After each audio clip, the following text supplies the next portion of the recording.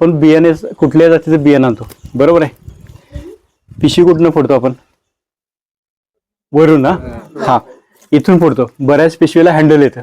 आपण काय करतो, बियाणे पिशवी आणली, हे कट करतो, हे लेबल आहे फेकून देतो, हे सगळं टॅग बिग सगळं टाकून देतो आणि पिशवी बाजारात जाते आणि बियाणं आपल्या कोपऱ्यामध्ये जातं.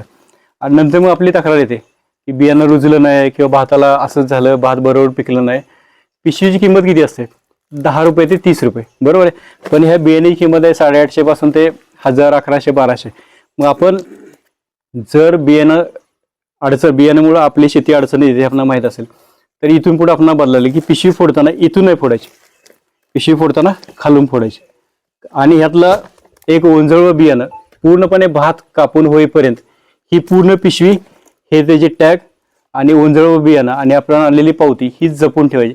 तरच आपण जर बियाणाच्या बाबतीत अडचणीत आलो असेल, कुठं काय तर हे झालं असेल, तर आपण तक्रार करू शकतो किंवा न्याय मागू शकतो. अन्यथा 10 रुपयाच्या पिशवीसाठी आपलं 1000 रुपयाचं बियाणं मातीत गेलं ते मातीतच जाणार. त्यामुळे बियाण्याची पिशवी फोडताना इथून फोडायची.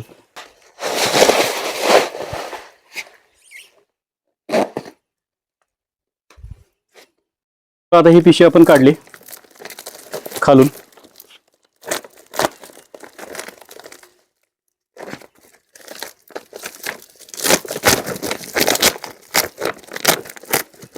यातनं बियाणं आपण पेरणीसाठी घेणार, बरोबर आहे. ते थोडं पाहिजे आणि नंतर राहिलेलं ओंजळ बियाणं आणि पिशवी अशीच बांधून लेबलचं ठेवून द्यायची.